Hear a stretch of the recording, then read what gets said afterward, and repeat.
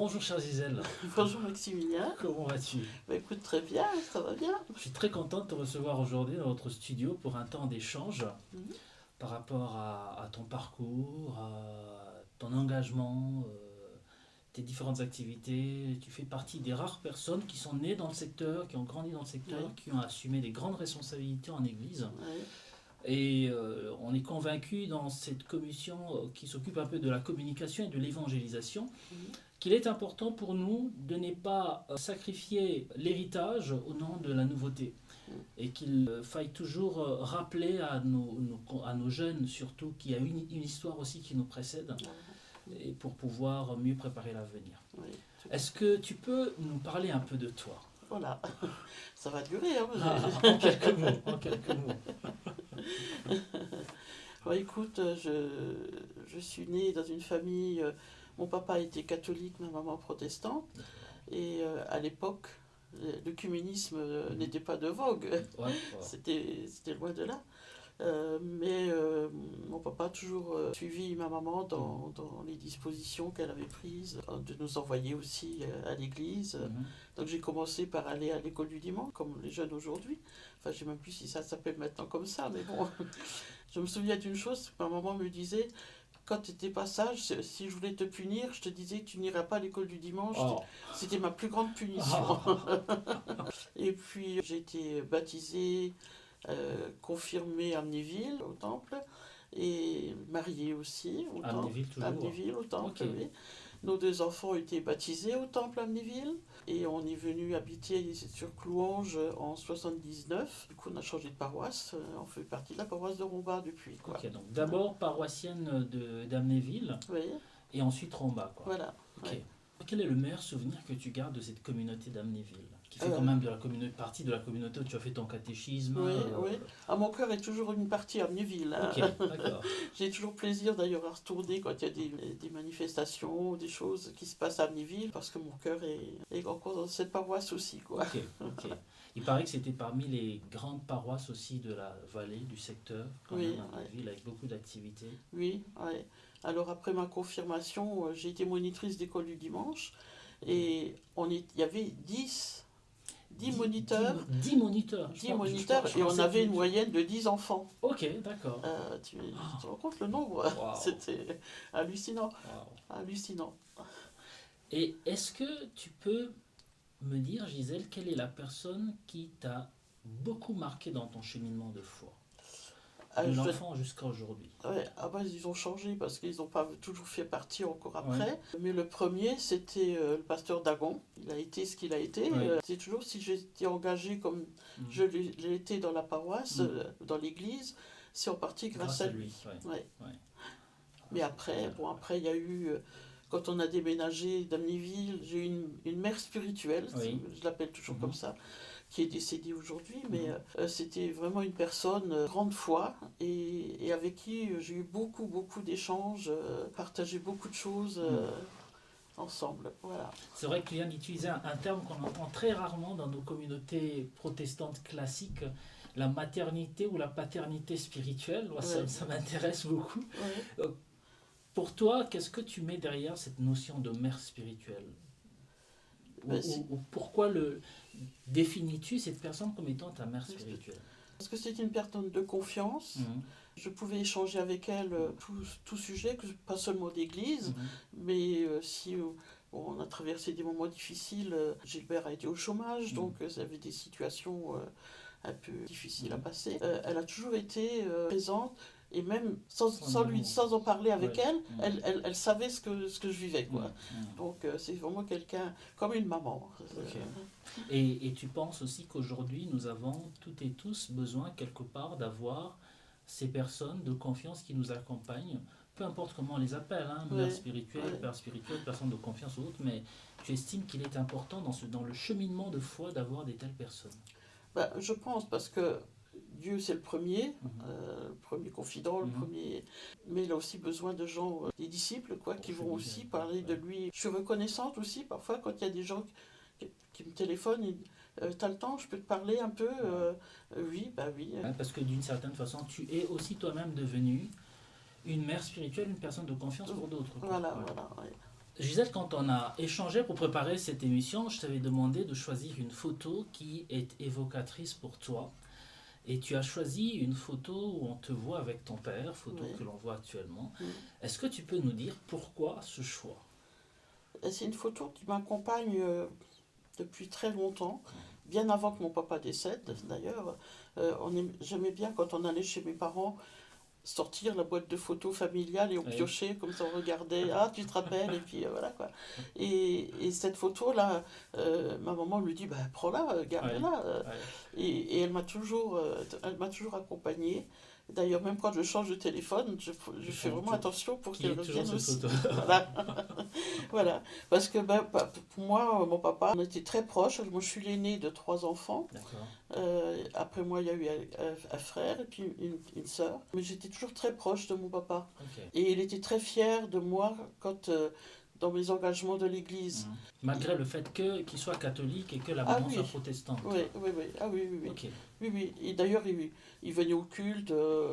D'ailleurs, il a été enterré. Le culte a eu lieu au temple Amnéville. Hein. Ok. Oui, c'est vrai que quand je suis allée à Strasbourg, j'ai commencé à aller au conseil synodal, tout ça. Il est toujours attentif. Il dit, ça va, t'en fais pas trop. Il m'a offert mon premier sac. Parce que j'ai dit, oh, j'ai pas de sac pour mettre les dossiers dossiers et quand tout, je vais ouais. à Strasbourg et tout. Il a tenu à m'offrir le sac, comme un sac d'école, quoi. Ok. Voilà. Moi, il y a deux questions qui me viennent là à l'esprit. On dit qu'une fois qui se vit, c'est une fois qui se vit au service des autres. Oui. Et je connais un peu ton engagement en Église. Deux questions. La première, est-ce que tu penses que les parents sont quand même des personnes importantes dans l'engagement de la foi ou de foi des enfants? Est-ce que la famille est un lieu où la foi devrait se vivre ou pas? Tu connais assez bien l'environnement actuel, mais aussi la distance que nos contemporains prennent vis-à-vis des questions en lien avec l'Église, la religion et la foi. Et la deuxième question, c'est par rapport à ce que tu viens d'évoquer. Tu as utilisé un mot conseil synodal et puis tu as parlé de ce sac que ton papa t'a offert et ainsi de suite. Qu'est-ce qui a motivé ton engagement en Église? Quand on est arrivé à la paroisse de Rombas, je n'avais encore pas de lien comme ça dans la paroisse Amnéville.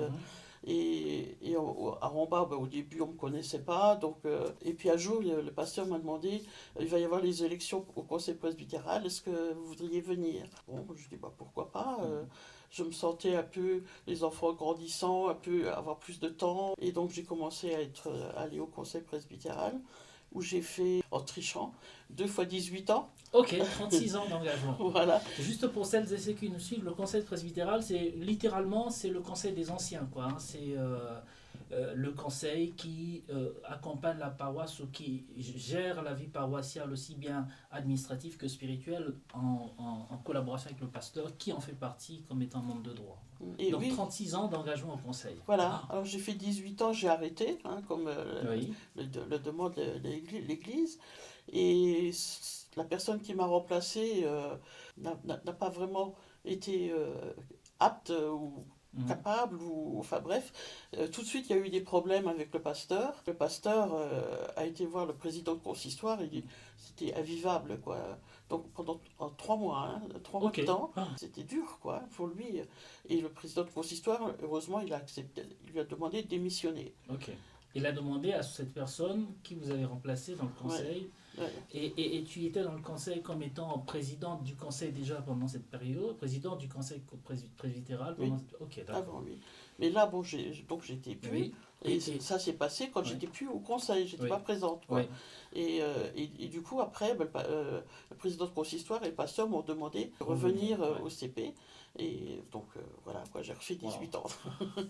Et comment es-tu passé du conseil presbytéral au conseil consistorial? Et là, j'ai entendu parler aussi du conseil synodal. Donc, tu as été dans toutes les instances d'église, Voilà. finalement. Tu sais, l'église, quand tu mets la main, on te prend prend le le bras. bras. Mais c'était vraiment volontaire, quoi. C'était Ouais. pas quelque chose qui m'a pesé. Au contraire, D'accord. j'ai toujours aimé, et fait de tout de mon cœur, qui est lié à l'engagement, quoi. Et délégué au consistoire, ça s'est fait pratiquement tout de suite, quoi. Mhm. Et puis, un jour, on me demande, ah ben, il faudrait quelqu'un au conseil synodal. J'avais pas de permis, donc je n'avais Mhm. pas de voiture pour me déplacer. Heureusement, j'ai un mari qui, Gilbert qui est extraordinaire. qui est toujours présent pour m'accompagner, me guider, m'amener quelque part. Et donc, j'ai été élu au conseil synodal représentant la La Moselle. Moselle, Donc, oui. voilà quoi. Moi, quand je suis arrivé en Moselle, j'avais entendu dire que c'était un peu le goulag pendant Voilà, longtemps. tout à fait.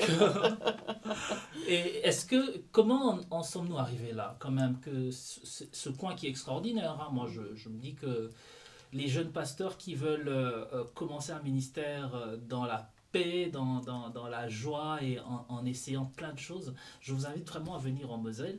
Mais comment en sommes-nous arrivés au point où ce coin ait cette réputation d'être le goulag? Ouais. Écoute, moi, aussi loin que je peux retourner en Mhm. arrière pour me poser cette question, ça a toujours été le cas. Toujours, notre premier pasteur qui est arrivé à Romba, j'étais toute fraîche au conseil presbytéral, il disait, si on m'avait pas, c'était son premier poste, il était un peu, entre guillemets, obligé De venir, de venir. oui. Il a dit, si on m'avait pas obligé, je serais jamais venu. Et d'ailleurs, ses collègues étudiants disaient, mais qu'est-ce que tu as fait pour aller Tu as été puni à ce point-là pour aller en Moselle. Puis après, bon, il dit aussi, mais c'est vraiment un coin formidable, Ouais, quoi, où il a pu développer plein de ouais. choses. C'était... Je me demande si ce n'est pas dû au fait qu'il y a quand même une longue histoire, une vraie souffrance aussi concernant, en lien avec la fermeture des usines, une dépression un certain temps qui a fait que la Moselle a eu cette réputation d'être un peu le goulag, Enfin, quoi.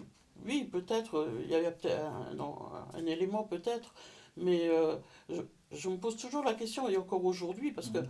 même quand je me retrouvais au conseil commun, quand on faisait le conseil synodal et l'Assemblée de De l'Union l'Union, oui. ensemble. Parfois, quand les discussions étaient là, ils disaient, ah, mais parlez les protestants d'Alsace.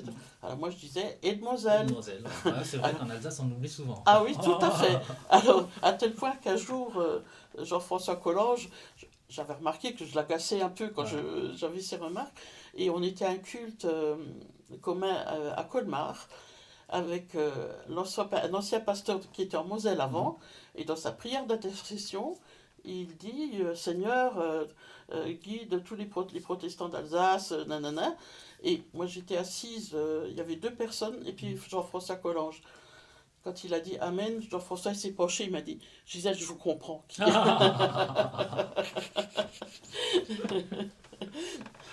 Et dans tous ces engagements, Gisèle, en église, moniteur d'école de dimanche, conseillère presbytérale pendant 38 ans, membre du conseil synodal, membre du conseil consistorial, on y reviendra d'ailleurs hein, concernant ton engagement, puisque tu as quand même été aussi présidente du conseil consistorial. Je crois que la seule présidente du conseil, femme du conseil Ouais. consistorial de Metz. Comment as-tu pu concilier aujourd'hui tous ces engagements avec la vie de famille? Je disais, c'est Seigneur, Mm. je disais, si tu veux que je m'engage, tu m'aides. Mm. Dans ma prière, c'était comme ça, et c'est toujours encore aujourd'hui. Ok. Si je continue encore à peu assurer les cultes, Mm. euh, voilà, je lui dis, tu Parce que m'aides. tu es aussi prédicatrice laïque, quoi. Ça, il Voilà faut aussi, aussi. Oh, ouais. fort. Bon, mais je dois dire, mon engagement, presque la base, c'était ma confirmation. Ok. Euh, je me souviens encore, en fermant les yeux, je me vois au temple à Amnéville, en haut, tous les confirmants, on était une quinzaine hein, quand même, Waouh. Que pour Amnéville, quoi. que pour Oh, Amnéville. Ouais, ouais. waouh. Et on était assis, et à l'époque, c'était la tradition de chanter un cantique Mm. devant tous les gens. Bon, après l'Assemblée chantait avec nous, mais ce cantique a été pour moi le point de départ encore plus fort, quoi, parce que j'ai été au catéchisme, comme je disais, on ne m'a pas obligé, Mm. mais c'est le cantique tel que je suis, sans rien Sans avoir. rien, non. Ouais. Et c'est encore aujourd'hui, quand on le chante, ça me remue les tripes Ouais. encore. Hein. Voilà, ouais. Donc le Seigneur a été vraiment au centre de ton engagement. Ah oui. Penses-tu que la prière soit indispensable aujourd'hui pour le service au Seigneur? Ou même Ah, pour notre foi chrétienne d'ailleurs? oui, ouais. Mais la prière, moi, j'ai mon petit livre Comme les réunions de prière se font chez nous à la Oui. maison, au départ de notre pasteur, j'avais offert un petit calepin comme ça Oui. à chaque participant. Moi, je note les situations, les personnes Oui. pour lesquelles je prie. Wow. Et ce qui me fait parfois de dire, je le reprends, puis je dis, ah tiens, t'avais prié pour la personne là, le Oui. Seigneur a A répondu. répondu. Wow. Euh, C'est extraordinaire. Ça. ouais. Et puis alors parfois quand il y a des prières qui me plaisent, ben, Tu le voilà, je prends, les tu notes, partage, tu je le les mets gardes. là-dedans. Quoi. Et voilà, c'est... Sans la prière, je pense qu'on peut rien faire. Wow.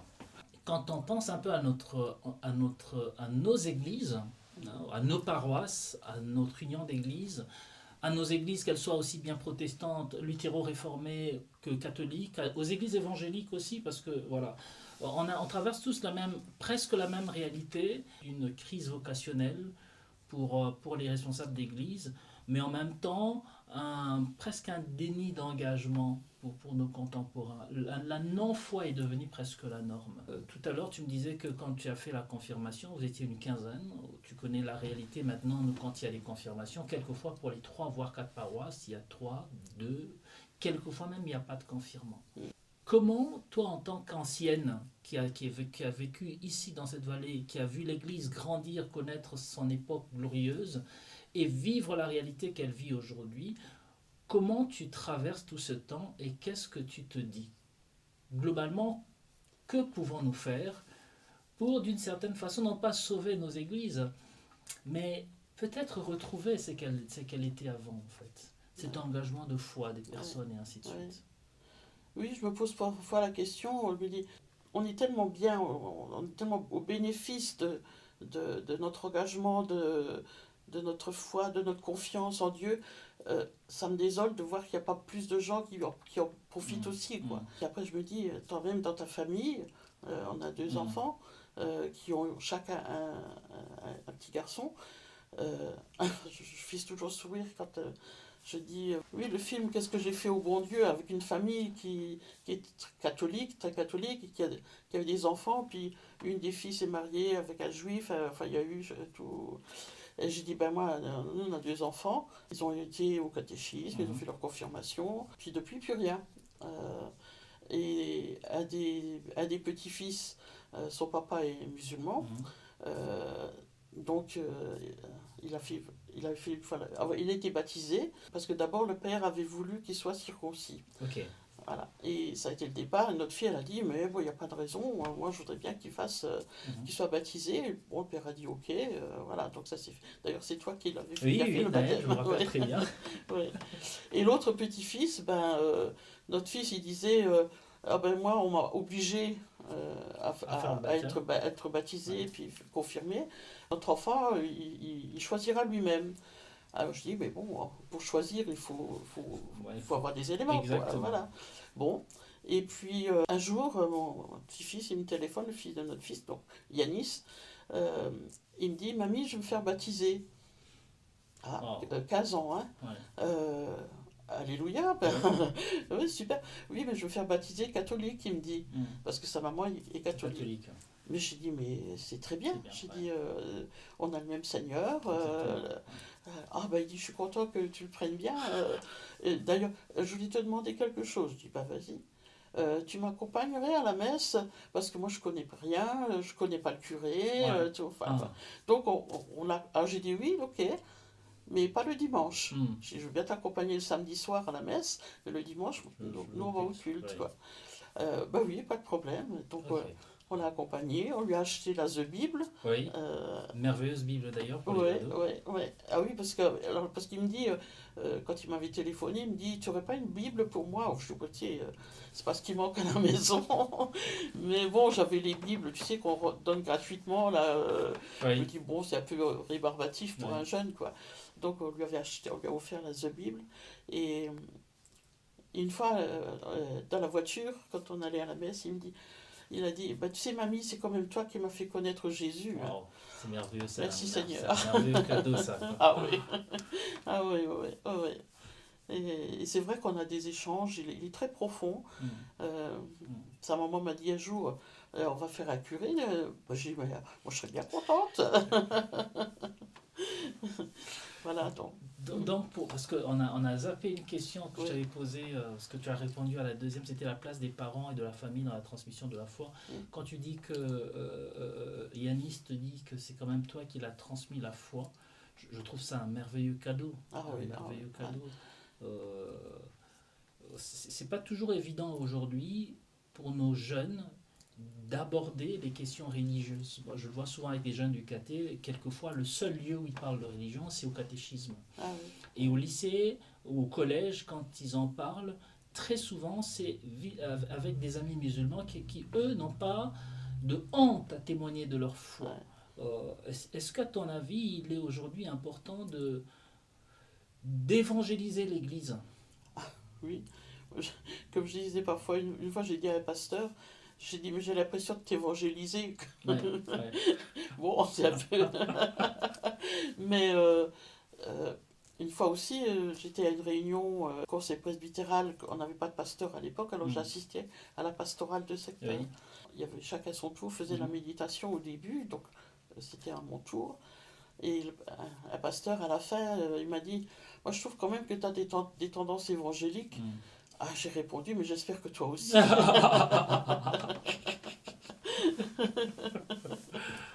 Oh, c'est génial ça. Ouais, c'est vrai que c'est dommage que le mot évangélique est pris que péjorativement. Ouais. Alors que c'est être et vivre de l'évangile. Tout à fait. Il faut peut-être revenir à ça. Un ami me disait que servir l'Église ou servir en Église, c'est connaître à la fois des grandes joies, mais aussi traverser des moments les plus difficiles. En tant que présidente du conseil consistorial, c'est vrai dans la tradition réformée, on ne parlera pas de pasteur des pasteurs comme il en est le cas pour les luthériens, pour un inspecteur ou une inspectrice, mais un président de conseil consistorial est quand même le responsable du consistoire, le coordonnateur de la vie consistoriale et ainsi de suite. Est-ce que tu peux nous partager une anecdote, d'abord les moments de joie et des moments d'épreuve que tu as pu traverser en tant que présidente de consistoire, et aussi une anecdote qui t'a marqué pendant toute ta mandature comme étant présidente de consistoire? Moi, je dirais c'est le tout du début. Un jour, je reçois un coup de téléphone d'un pasteur qui me dit c'est bientôt les élections, on a pensé à toi pour être présidente du consistoire. J'ai dit, t'as fumé la moquette avant de téléphoner. C'était mais alors, à 1000 lieues, c'était même pas venu à mes oreilles. Je veux dire, pour moi, ça a toujours été des pasteurs, tout. Et bon, alors il dit si, moi je dis, bon, écoute, je vais attendre réflexion. J'ai pris le temps de prière, surtout, parce que j'ai dit, Seigneur, il y en a d'autres dans la Bible qui ont dit, mais je suis trop petit pour faire ça, quoi. Et puis, bon, ça s'est fait. Et d'ailleurs, on était 3 candidats à se présenter, donc 2 pasteurs et moi. Donc 2 hommes et une femme. D'abord 2 hommes et une femme, 2 pasteurs et une laïque. Quoi. Voilà. Tu cochais toutes les cases qu'on n'est pas remplacées. Quoi. Et l'élection, c'était à Montigny, je me souviens bien, dans la salle paroissiale à côté du temple. Et au premier tour, je suis passée. Oh. Alors, je n'osais même pas, j'étais là, j'écrivais les résultats des votes. Et puis, c'était un silence, quoi. Parce que je crois que j'étais pas la seule à être surprise, quoi. Et puis non, c'était la première, voilà. Et je dois dire que le moment le plus difficile pour moi, c'était les réunions de consistoire. Ça, bon, peut-être que tu vas le couper. C'est un pasteur et son épouse, ils ont pas arrêté de me mettre les bâtons dans les roues. À chaque réunion de consistoire, c'était alors Madame la Présidente, nanana, et tous les griefs, machin. Mais j'en dormais pas la nuit d'avant, d'ailleurs, de toute façon. Tellement, mais c'est vrai que ça a été très dur. C'est vrai, je ne vais pas le couper pour te dire, parce que je me dis que ça fait partie aussi de notre engagement en Église, mais parce qu'on a affaire aux personnes, à des gens avec leurs susceptibilités. Mais aussi, ça fait aussi partie des défis d'un responsable et de surcroît d'un président de consistoire. Ouais. Mon père avait souvent l'habitude de me dire, si tu plais à tout le monde, ce que tu plais à n'importe qui. Parce Ah, oui. que tout le monde ne sera pas forcément d'accord avec ce que Oui, tu tout fais. à fait. Il y a des moments où on se prend la tête, et puis heureusement qu'en Église, on peut encore se prendre la tête, puisqu'on reste des hommes et des femmes, on reste des personnes susceptibles. Aujourd'hui, avec beaucoup de recul, si on te dit, Gisèle, tu refais ta vie, est-ce que tu accepterais d'être présidente de Oui, consistoire? oui, Ok, oui. d'accord. Parce que je l'ai fait euh, dans un sens, dans le sentiment de, de pouvoir De apporter servir, quelque ouais, chose, ouais. de pouvoir aider les gens aussi à être, à être avec un grand E, Mhm. de ne pas avoir peur de s'engager. Et je pense qu'il y a quand même beaucoup plus de laïcs dans le consistoire que de pasteurs. Oui. Et je pense que ça pesait parce qu'il y a des laïcs qui se sentaient plus à l'aise Mhm. de pouvoir parler en assemblée, même parce que j'étais pas pasteur. Mhm. Ok, d'accord. Et si j'avais vraiment senti que c'était pas ma place, je n'apportais rien, que, enfin, je me serais dit, bon, c'est bon, Seigneur, tu veux que j'arrête, il n'y a pas de souci. J'en ai pas fait une affaire personnelle. Oui. Et d'ailleurs, quand on me dit parfois, Madame la pasteur, je dis non, non, je suis pas pasteur, je suis juste pasteurisé. Ouais. Je dis. Est-ce que ta façon de croire et tout ce qui a motivé ton engagement, il y a de cela 20, 30, 40 ans, voire 50 ans en arrière, est de la même façon aujourd'hui? Sinon, qu'est-ce qui a changé, à ton avis? Non, je pense que c'est vrai qu'il y a eu du changement, mais il y a eu du changement aussi dans la vie civile. Je veux Oui, dire, oui. les gens ne font plus de bénévolat, Mm. parfois pas le temps parce qu'ils sont obligés de travailler à deux. Oui. Je comprends, mais je veux dire, parfois, quand je pense, j'étais nounou, j'avais 3 enfants Oui. à garder. Les enfants partaient à 17h ou 18h parfois. Et puis après, j'allais aux réunions le soir. Et Oui. puis et le samedi, dimanche, c'était voilà, les synodes, machin, Oui. un truc et tout. Il y a une paroissienne qui me disait, un jour t'arrêteras. Mais je trouve que quand tu le fais, que tu as, enfin, je veux dire, quand tu as la foi en toi, Oui. tu as les forces pour faire. Et tu sens quand tu dois t'arrêter. Mm. Si quand ça va pas, quoi. Donc, mais à dire aujourd'hui, je veux pas dire que les gens manquent de foi parce que c'est pour ça qu'ils s'engagent pas, Mm. mais quelque part, oui, c'est quand même un peu vrai, enfin, à mon sens. Quoi. Mm. C'est assez compliqué, hein. Oui. Tout à l'heure, ce que tu évoquais, malgré toutes les occupations que tu avais en tant que mère, nounou, engagement en église, tu avais quand même cette force d'y aller. J'ai pensé à Gédéon, à qui Dieu dit, va avec la force qui est en toi. La force que tu as, ouais. Voilà, Ouais, la tout force à que fait. tu as. Mais en même temps, et aussi à Josué, à qui Dieu dit, ne crains rien, je serai avec toi, et ainsi de suite. On voit que dans plusieurs figures comme ça bibliques, hommes ou femmes d'ailleurs, la présence de Dieu a été capitale dans ce oui. cheminement. Ouais. Et quelquefois, et fort heureusement, Dieu choisit non pas les personnes qui ont la capacité de faire, non pas les personnes qui ont la force de le faire, mais les personnes qui sont disponibles ou disposées à le faire. Et la force du Seigneur nous accompagne, quoi, Voilà, je crois. Et c'est en cela que je peux dire, oui, avoir la foi est peut-être indispensable pour nos engagements d'église. Et c'est la même chose en politique. Hein. Je veux dire, si les gens se présentent, c'est parce qu'ils y croient.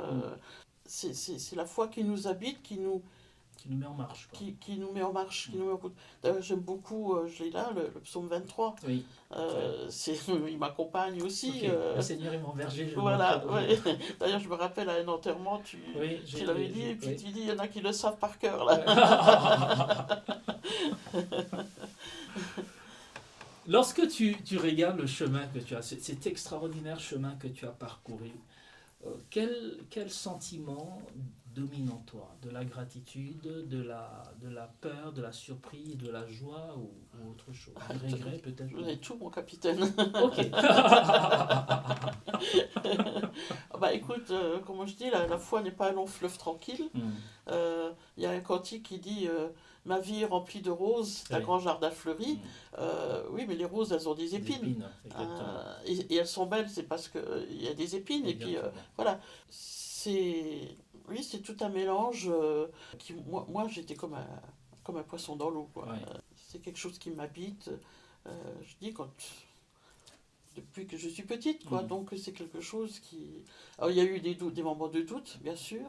Je me souviens d'un moment où Gilbert était en chômage et donc on avait les enfants qui allaient à l'école et je me retrouvais, j'étais seule à la maison. Il était parti faire un stage, Gilbert, et, et j'étais pas bien. J'avais le moral à zéro, je voyais les factures qui venaient, enfin, il y avait un mélange comme ça. Alors je dis, bon, allez, prends ta Bible, prie, je me mets à la table de ma salle à manger avec la Bible là, c'était. Oui. Qui a fait du chemin, qui a fait du temps. Hein, Ouais, c'est chez notre nous, on dit Bible. un ancien combattant. Quoi. C'est notre Bible de mariage D'accord. et elle m'a toujours accompagné, quoi. Wow. Après j'ai changé parce que pour travailler c'est plus trop ça, mais bon. Oui, et j'ai ouvert ma Bible et je suis tombée sur un psaume de louange. Ah, j'ai dit, ah bah non, alors, hein, la Bible, elle a traversé la salle à manger. Ah non, j'ai dit, Seigneur, j'ai dit, comment veux-tu que je te loue avec tout ce qui nous tombe sur le dos, là, et tout. Et puis, je me suis mise à pleurer, mais à pleurer, je me rappelle pas avoir pleuré autant vraiment, c'était... Et quand j'ai eu fini, c'était vraiment une paix. J'avais déchargé toutes les tensions, tout ce qui, les inquiétudes, tout ça. J'étais bien. Je me suis dit, bon, mais merci Seigneur. Le Seigneur est vraiment merveilleux. Ah ouais. J'avais un aîné aussi que je considère comme un père spirituel qui me disait, le silence de Dieu n'est pas son absence. Ah ouais, c'est beau ça, il y a des moments où tu as l'impression qu'il n'est pas là. Et c'est justement à pareil moment qu'il est à tes côtés. C'est comme les traces de pas dans le sable. Exactement. Ouais, tout à fait, c'est ça. Qui fait chemin avec toi. C'était une réunion de prière œcuménique. On a fait ce qu'on appelle les fusions de l'Esprit Saint. Oui. Donc il y a eu un temps de préparation quelques semaines avant. Et puis quelqu'un a distribué. C'était à l'envers, on ne voyait pas ce que c'était. Chacun était invité à prendre une langue. Et moi j'avais eu le don des langues. Je dis, moi, ça va pas. Moi, j'aime pas ça du tout. Quand je me retrouvais parfois dans une réunion où il y avait des évangéliques qui chantaient en langue, je dis, non. C'est quoi ces charabia? Ouais, j'ai dit, moi, je veux pas de ça. Et en fin de compte, je me suis. Par la suite, je me suis dit, en fin de compte, c'était pas du tout ça que le Seigneur m'avait envoyé. C'était justement le don de parler, d'écouter. Voilà. Et alors, j'avais marqué. La vie avec Dieu, c'est un appel, une mission, des indications de route et l'obéissance. Wow, c'est beau ça. Ouais. C'est extraordinaire. Ouais. Et par rapport aux dons spirituels, moi j'ai une histoire assez atypique. Je viens d'une famille interconfessionnelle, globalement chrétienne, et j'ai fait un cheminement de foi de telle sorte que j'ai aussi bien vécu des moments de profondeur spirituelle avec des manifestations de dons spirituels telles qu'on peut le voir, pas que chez les évangéliques, j'aurais même dit chez les pentecôtistes, avec l'effusion de l'Esprit Saint, le baptême de l'Esprit Saint comme on dit péjorativement, mais aussi de temps de silence avec une forme d'intériorité dans notre cheminement de foi. Et je trouve toujours assez dommage qu'il y a aujourd'hui une forme de polarité, en pensant que dans la tradition chrétienne, ce qui est bien, c'est ça, ce qui n'est pas bien, c'est ça. Alors que le corps, comme le dit l'apôtre Paul dans son épître aux Corinthiens, l'Église est un corps et le corps est caractérisé par la diversité. Et qu'on a tout à gagner avec beaucoup de discernement, parce que c'est aussi ce que j'ai constaté dans ton cheminement, c'est qu'il y a un vrai discernement et la prière a une place importante. Je crois que c'est ce qu'il nous faudrait peut-être aujourd'hui, qui est aussi ce discernement et ce retour presque à la prière, ou pour utiliser un auteur qui parle de l'évangélisation des profondeurs, pour que nous revenions vraiment à nous-mêmes devant Dieu tel que nous sommes. Je pense que c'est indispensable. Et parlant de ça d'ailleurs, lui est pas là... depuis l'année dernière, donc 2025-2035, pendant 10 ans, initié ce qu'il appelle les CAP. Un cap sur l'essentiel avec la jeunesse au service des vivants et en communion avec les autres. Donc c'est vraiment 10 années, durant ces 10 années, notre union d'église a décidé de se focaliser sur un travail autour de la jeunesse, un travail avec la jeunesse, un travail dans la communion avec les autres, mais aussi au service des vivants. J'aimerais qu'on aborde ces trois axes assez rapidement, en sachant que ce qui est mis quand même, parce que c'est là l'affiche, je le mettrai peut-être dans la vidéo, ce qui est mis au cœur de ce flyer qui nous présente les caps, c'est ce verset 5 de l'évangile de Luc au chapitre 17. Seigneur, augmente en nous la foi. C'est d'ailleurs un chant. J'aime bien le cantique, oui, elle les répond chaque fois. Oui. Et quand je chante, quand je dis Seigneur, augmente en nous la foi, oui. ça me prend au trip. Ça te prend au trip, oui, vraiment. Parlons de la jeunesse. C'est le prophète Jérémie qui dit que vieux et jeunes se réjouiront ensemble. À ton avis, qu'est-ce qu'aujourd'hui nous pouvons faire, ou peut-être même que devrions-nous être pour que les jeunes trouvent leur place aussi au sein de nos communautés? Déjà, il faut y en avoir des jeunes. Oui. Il n'y en a pas beaucoup.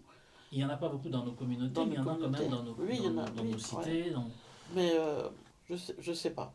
Je veux dire, moi j'étais assez désorientée déjà par rapport à nos enfants qui ont baigné un peu dans la foi, où ils ont entendu parler, ils savent notre engagement, et malgré tout, ça n'a pas marché, quoi, entre guillemets. Au pasteur de l'époque qu'on avait, quand je me désolais, je disais, j'ai vu, tu vois, nos enfants, ils viennent même pas, ils ont fait la confirmation, ils viennent pas. Il m'avait dit, ce qui a été semé, un jour germera. Oui. Et il y a aussi un chant qui le dit. Et quelque part, quand j'entends, alors, ça a germé, ça n'a pas germé chez notre fils, mais ça a germé chez son fils. Oui. Et quelque part, je lui dis merci Seigneur. Une réponse finalement. Voilà. Et en même temps, je dis maintenant c'est son fils, il va à la messe. Du coup, le père, il l'accompagne. Il est obligé.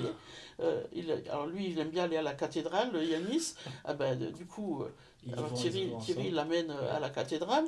Alors au début, il le déposait, puis lui, il allait faire la marche en ville, quoi. Puis un jour, je dis à mon fils, je dis, quand même, tu pourrais quand même accompagner ton fils, quand même, tu le laisses tout seul, là. Bon, il n'est pas tout seul, il l'avait pris de son yeux. Mais quelque part, du coup, maintenant c'est le fils qui évangélise son père, quoi. Oui, d'une certaine façon, oui. Ouais. Il y a une phrase qui est dite dans ce flyer, c'est que le souffle de Dieu donne sens et vie en abondance, et c'est notre espérance.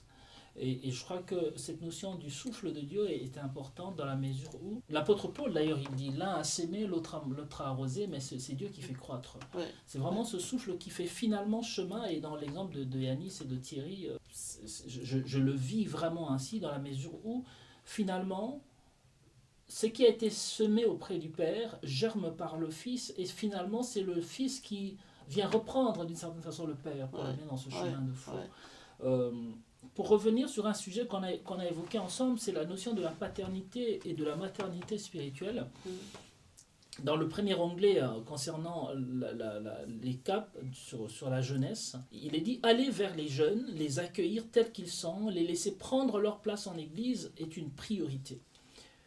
Ne nous privons pas des talents, des rêves et appétences de plus jeunes. Soyons à leur écoute, accompagnons les jeunes dans leur quête de sens, leur formation, leur militance, laissons-nous bousculer par leur envie de construire une autre réalité. » Qu'est-ce que ça évoque pour toi? Là, je pense à Yanis, parce qu'on est en plein dedans avec lui, quoi. Parce que son engagement, en fin de compte, il a démarré parce qu'une copine d'école catholique lui a un jour partagé à la récréation, comme quoi elle allait à la messe. Ah ouais, bon, pourquoi tu vas? Enfin bon, voilà. Et puis, et du coup, ça lui a envie d'aller de venir aussi à la messe. Et voilà. Alors, il me dit, je lui ai dit, mamie, que toi, tu es protestante, que tu vas au temple. Et puis, elle m'a dit, moi, j'ai mon oncle, il est protestant aussi, il est au temple à Montigny. Et il y a aujourd'hui, je crois est-ce que nos églises, nos paroisses, au-delà des personnes, nos structures, doivent repenser leur façon d'être pour accueillir les jeunes. Toi, en tant qu'ancienne membre du conseil presbytéral, ancienne membre du conseil synodal, paroissienne engagée, présidente du conseil consistorial, penses-tu aujourd'hui que notre institution ait besoin de repenser sa structure pour accueillir les jeunes? Honnêtement, je ne sais pas. Parce qu'il y a quand même eu beaucoup de choses de faites. Alors les jeunes, parfois, ils se font un peu tirer l'oreille. Ouais, j'ai pas trop envie d'y aller et tout. Et puis quand ils en reviennent, ils sont enchantés. Hein, de tout temps, ça a été comme ça, quoi. Et je veux dire, l'Église, elle n'a pas été sans rien faire depuis des années. Maintenant, à adapter à la mentalité des jeunes d'aujourd'hui, enfin, je sais pas, alors là, il faut passer par... bah oui, par Facebook ou même pas TikTok ou des trucs comme ça, quoi. Pour toucher les jeunes, moi je dis qu'il faut d'abord toucher les parents. Ils ont pas tous des grands-parents qui peuvent leur en parler. Et est-ce que tu penses que la prière qui t'a accompagné, en tout cas, qui toi t'a accompagné, est aussi indispensable aujourd'hui pour porter ces jeunes ou porter cette envie de notre cap 2025-2035, tourner vers les jeunes, porter cette envie dans la prière? Ah oui, bah alors là, je dirais c'est le b.a.-ba. Ouais. C'est vraiment le commencement, quoi, de tout. D'ailleurs, dans mon calepin, on prie déjà pour les jeunes. Ouais.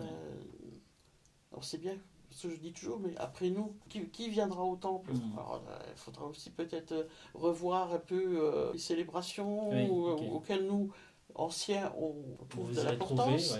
Parce que déjà, parce qu'on se retrouve. Parce que vous avez toujours baigné dedans aussi. Voilà, fait presque pareil. et ça fait du bien quand on se rencontre, toutes les paroisses là. Hein, ça fait chaud au cœur de nous sentir tous unis, parce qu'on a quelque chose en nous qui fait que on est là le dimanche. Si on n'était pas invité, parce que j'ai toujours c'est le Seigneur qui nous invite. Mais si on ferme notre cœur, le Seigneur il ne peut pas vous rentrer. J'ai envoyé un message, parce qu'une sœur de Gilbert ne va pas trop bien, et ils habitent près de Marseille, à son mari, terminant en disant qu'on priait pour eux, quoi. Et il m'a répondu que Dieu vous entende. J'ai quelque part, il y a un petit quelque chose là quand même. Merci Seigneur. Exactement. Être au service du vivant. Hébreux chapitre 10, le verset 24, prenons soin les uns des autres pour nous encourager à aimer et à faire le bien. Dieu qui donne vie à toute créature nous confie l'exigence et la belle responsabilité de prendre soin du vivant. Cela réclame notre engagement envers la planète comme envers notre prochain, en particulier envers les plus fragiles. L'attention des autres dans sa diversité, richesse et vulnérabilité requiert une conversion de nos modes de vie et de pensée. Créons des espaces où souci écologique, sobriété et diaconie sont source de joie pour tous les vivants. Je me demande si on donne ce flyer à nos contemporains ou à nos jeunes, s'ils vont vraiment comprendre le langage qui est utilisé. C'est une question que je me pose, sans forcément qu'il y ait de jugement. Mais en même temps, il y a tellement des belles choses qui sont dites que on aurait peut-être pu dire simplement avec un langage plus français courant, quoi, en français courant justement. Parce que c'est vrai que la vocation de l'Église est aussi être au service des vivants. Après, on peut avoir un débat théologique puisque la Bible dit que Dieu est à la fois le Dieu des vivants et des morts. Après, qu'est-ce que ça évoque pour toi le fait de nous encourager à être une église au service du vivant, au service finalement de nos contemporains, puisqu'il est ici question de l'écologie, de l'économie, de la foi, de la responsabilité, mais aussi de la présence auprès des plus vulnérables. D'ailleurs, la Bible est tournée quasiment autour de ça, puisqu'il est question de la veuve, de l'orphelin et de l'étranger à un certain moment. Moi, je trouve ce qui est important, c'est notre attention les uns envers les autres. Je vois, on a un couple dans la paroisse qui, enfin, elle n'a pas une trop bonne santé, ce qui fait que là, tout le temps de la canicule, ils ne viennent pas au temple. C'est pas possible parce qu'elle n'est pas bien, elle n'a pas d'air. Enfin, moi, je me suis mis à point d'honneur, je lui téléphone tous les 2 jours au moins. Et quand je lui téléphone, d'abord je lui dis, mais ça va, t'arrives à parler, je te fatigue pas. Elle dit, oh non, au contraire, ça me fait du bien. Et il y a encore 2 autres personnes que je téléphone un peu moins souvent, disons, mais que j'ai à cœur, que j'appelle de temps en temps. Et elles sont toujours contentes qu'on prenne des nouvelles. Une autre dame de Moyeuvre, qui en ce moment ne vient pas parce que, à cause de la chaleur aussi. Bon, pareil, je lui téléphone. Mais je me rends compte aussi que même malgré... Bon, c'est vrai qu'on a créé un compte WhatsApp pour la paroisse. Alors, sur le compte WhatsApp, puis voilà, les gens viennent. Aujourd'hui, ça va pas. Hein, mais c'est quand même limité, quand même. Il y a des gens qui n'ont pas d'ordinateur, pas d'internet, voilà. Qui ne sont peut-être pas à l'aise aussi avec Voilà, ces nouvelles tout technologies. ça. Et je trouve qu'on passe à côté de choses. Bon, ça ne demande pas trop de temps de prendre le téléphone. Et puis, c'est vrai que parfois je dis, bon, faut le noter parce que on oublie. On a des choses à toute la journée et tout. Mais je trouve que c'est bien d'avoir quand même une constance parce que c'est important pour les gens qui ne peuvent pas sortir ou qui ont des soucis, qui ne peuvent pas. L'attention aux autres. Oui, dire est-ce que vous avez besoin. Notre pasteur qui a mis sur le compte WhatsApp, juste au début de la canicule, si quelqu'un a besoin de courses ou quoi, n'hésitez pas. J'ai dit, c'est gentil, quoi. D'ailleurs, l'Église par nature est servante du Christ d'une manière ou d'une autre, mais aussi servante du prochain. Parce que moi je dis servante du Christ, oui, mais pas que. Le Christ, on le sert quand on lit l'Apocalypse de Matthieu, dans Matthieu 25, où le Seigneur dit à chaque fois que vous avez fait cela à l'un des plus petits, c'est à moi que vous l'aviez fait. C'est à moi que vous l'avez fait. Avant de conclure notre temps d'échange avec le portrait chinois, il y a un dernier point concernant les CAPS, c'est en communion avec les autres. Oui, il est là question du corps qui est constitué de plusieurs parties, mais qui forme un seul, un tout. Chaque communauté s'inscrit dans un archipel de solidarité. Nous voulons renforcer le sentiment d'appartenance à la grande famille chrétienne et humaine, du local à l'universel. Œuvrer ensemble s'impose. Dialogue, œcuménisme, collaboration interreligieuse ne sont pas optionnels et dessinent une part essentielle de notre témoignage. Oui, je suis tout à fait d'accord. Parce que parmi les engagements que tu as, il y a aussi la journée mondiale de prière. Ah oui, JMP. La JMP, merci. Oui. Au départ, on allait à Nilvange. Okay. Et puis, après Nilvange, ils ont arrêté. Et du coup, je dis, c'est quand même dommage. Et alors, on a fait un petit groupe à Romba. Je crois que ça doit bien faire 10-12 ans qu'on fait maintenant. Et quand on termine une célébration, on fait toujours un café après. Qu'est-ce qu'on fait l'année prochaine? Oh ben on y retourne, hein. Alors parfois il y en a une ou l'autre, pour raison de santé ou bien quoi, mais du coup on demande à quelqu'un d'autre et on arrive à faire le groupe. Donc c'est catholique protestant, aussi bien des gens de Clouange que de Romba.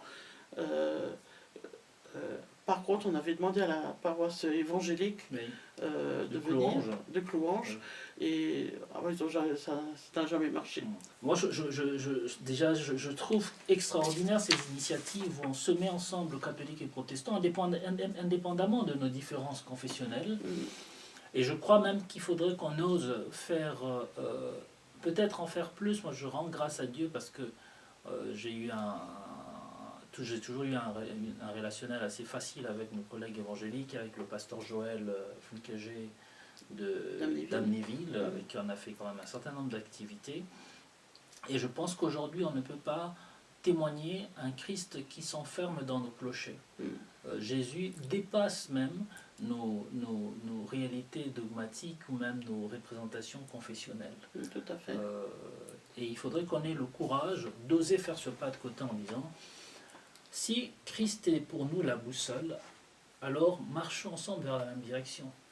Sinon, on sera un contre-témoignage et on donnera raison à nos contemporains qui, pour certains, parce qu'ils ne connaissent pas très bien ce que nous vivons dans nos communautés, pensent que nous sommes une bande d'illuminés ou des sectes qui s'enferment entre eux, qui se plaisent à vivre dans l'entre-soi. On a quand même la chance d'avoir aussi bien un groupe de partage biblique, œcuménique, et le groupe de prière aussi, qui est œcuménique. Donc, je trouve quand même que c'est... Et le groupe de partage biblique, les gens sont vraiment... les catholiques qui viennent ont vraiment soif d'apprendre. Ok. Quelquefois, on est très cérébral, quoi. Ouais. Et on prend toujours avec beaucoup de pincettes ou de peur tout ce qui est de l'ordre de la spiritualité ou de l'émotivité. Et je crois qu'il est important aussi pour nous, pour nos communautés aujourd'hui, de revenir sur le béaba de la foi, Ouais. la prière, la Ah ouais, méditation. ouais. Peut-être que ça nous fera du bien. Ah ouais, ça fait du bien toujours. Je t'invite à terminer ce temps d'échange par un portrait chinois. Le principe est simple. Je te pose une question et tu réponds au pif, quoi. D'accord. Ok. Si la foi était une saison, laquelle sera-t-elle? Le printemps, Ok. Si votre vie était un arbre. chêne. Si votre parcours en église était un chant. Oh bah, Tel que je suis. Si vous étiez un personnage de la Bible, lequel vous ressemblerait le plus? je dirais Pierre, L'apôtre? l'apôtre Pierre. Ok.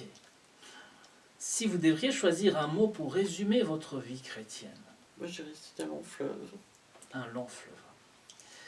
Si vous pouviez revivre une seule journée de votre parcours en église, laquelle choisirez-vous? Oh, là, c'est dur. Ah, c'est dur. Ma confirmation. D'accord. Ouais. Et enfin, si vous devriez laisser un seul message aux générations qui vous succéderont, en paroisse, en consistoire, au synode, en église, quel sera ce message? Ou quel serait ce message? Aimez-vous. L'amour. Ouais. Voilà. Merci beaucoup, chère Gisèle. Avec Merci plaisir. pour ce temps que tu nous as permis de partager ensemble. Ça a été pour moi un grand privilège. Et puis, tu nous as fait cette grâce de replonger d'une certaine façon dans le temps, dans le passé, Ouais. ce qui a été vécu. Moi, ça a été une découverte. Je sais que Gisèle est très engagée en Église, qu'elle a été présidente du consistoire, de conseil paroissial, prédicatrice laïque, mais je ne connaissais pas les détails de ton parcours et je te dis merci vraiment pour ton temps. Et merci à Gilbert, que nous saluons d'ailleurs, qui est à côté, Oui. qui est l'ami, le mari, le chauffeur, en tout cas quelqu'un d'extraordinaire. Tout à fait. Tout à fait. Que le Seigneur te bénisse, porte-nous dans tes prières, portons aussi ces KPS dans la prière pour que les 10 prochaines années soient pour nous des années de semailles. Je ne pense pas que ce seraient des années de moisson, je ne pense pas que les 10 prochaines années nous verrons nos églises croître, mais je crois que ça peut être des années de semailles. Et comme quelqu'un l'a dit, si tu moissonnes dans un champ que tu n'as pas semé, c'est que quelqu'un avant toi a semé. Et si tu sèmes dans un champ et que tu n'as pas eu l'occasion de moissonner, ne crains rien. Après toi, des gens moissonneront sans avoir semé. Voilà. Et que le Seigneur te bénisse aussi, toi, dans ton ministère. Merci. Et ta vie de famille. Amen. Merci beaucoup. Bon, à bientôt. À bientôt. Ciao, ciao.